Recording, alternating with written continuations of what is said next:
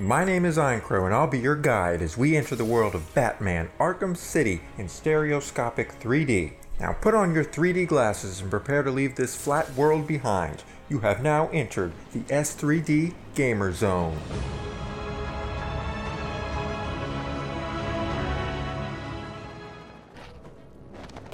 There's nothing you can teach me, Joker.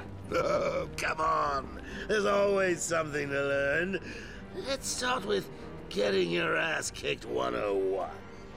Batman Arkham City continues the saga that began in 2009's Batman Arkham Asylum. Asylum was a huge success and holds the title of most critically acclaimed superhero game ever with Guinness World Records. The sequel, Arkham City, had a huge suit to fill. To help developer Rocksteady do this, several of the Batman universe veterans who worked on the first game returned to lend their talents. What do you want, B-Man? Come to stick the knife in some more? Well, go on then, I don't care. I'm not telling you nothing. What? Did you have fun beating up a defenseless girl? Shut up! Don't you dare! The disaster at Arkham Asylum and Blackgate Penitentiary somehow boosted the former warden's resume. Quincy Sharp was elected mayor of Gotham City, having taken credit for Batman's work 18 months earlier. The scum from these failed facilities needed a new home, so the mayor buys up the filthiest neighborhoods in Gotham to create Arkham City. Bruce Wayne holds a press conference to voice his opinion that this prison sucks. Sharp is a corrupt man, throwing reporters and anyone else he doesn't like into the vicious maw of Arkham City. Wayne becomes the latest political prisoner, finding himself in a darkened processing room, the warden of Arkham City gloating in his face. Dr. Hugo Strange knows the secret of Wayne, that he illicitly fiddles around with high-tech gadgets as the Batman. Everyone will know your secret.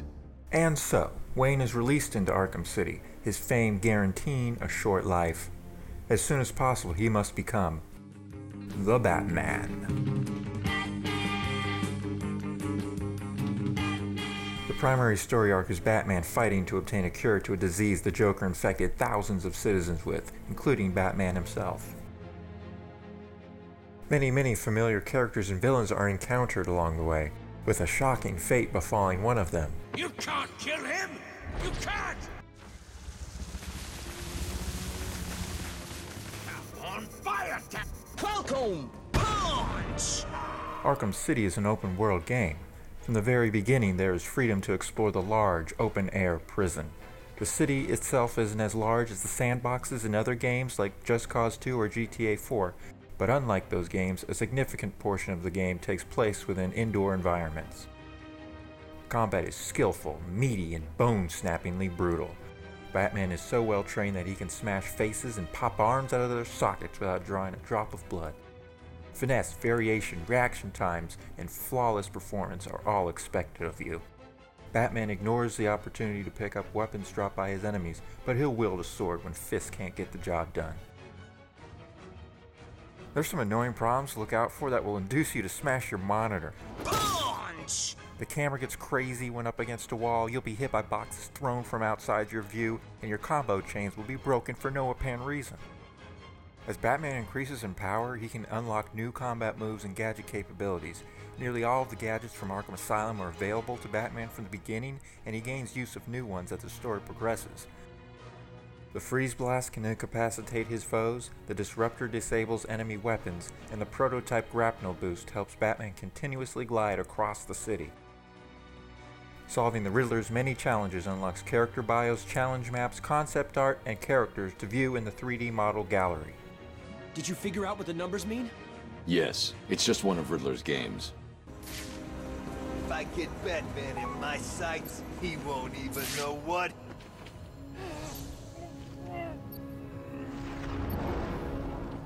The stereoscopic 3D performance of this game is unquestionably outstanding. Arkham City and Arkham Asylum were both proudly branded as 3D Vision Ready by NVIDIA upon release. I played on PC using these drivers and I'll tell you, Arkham City absolutely deserves this rating. Gliding high above the slums of Gotham is an exhilarating experience that is intensified by dive bombing into a group of enemies. Feel the vertigo as you perch atop a gargoyle 10 stories above the ground. This game begs to be played at a very high depth, allowing you to perceive differences in depths of objects even far away. There is an enormous amount of distance before objects blend together and become flat. Nearly all of the game world UI elements render in S3D, which makes high-depth play comfortable. There's little need to keep refocusing your eyes on screen depth text and indicators. Eye strain is kept to a minimum, even over long play sessions. Even lens flare is rendered with depth. The main menu of the game has a beautiful windowed appearance, with Batman in heroic poses just beyond the glass. Ivy, I told you that thing with the flowers wasn't my fault. You should have watered them. Cutscenes are phenomenally well portrayed. Your custom depth and conversion settings for the third-person world translate over to cutscenes very reliably. I played with a depth of about 85, and my convergence was increased above the default NVIDIA profile. When looking at the game with glasses off, the two heads of Batman were just touching.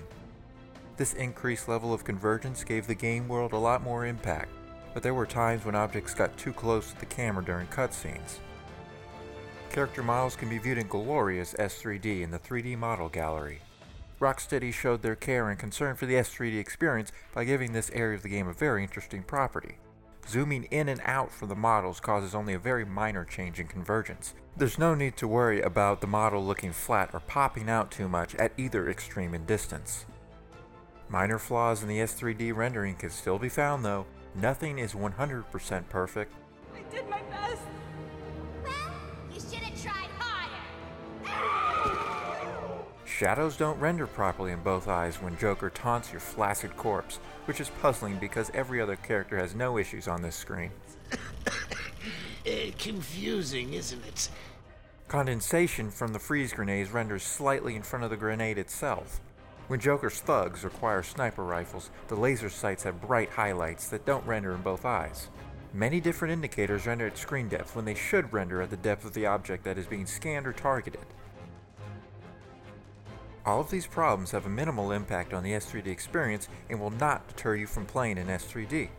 Arkham City is a shining example of stereoscopic 3D support. It's also an embarrassment to other PC games running on the Unreal Engine 3, yet have zero consideration given to the S3D experience. Bring out the defendant!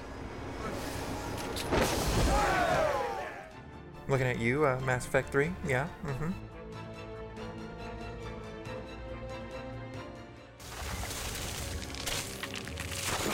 No!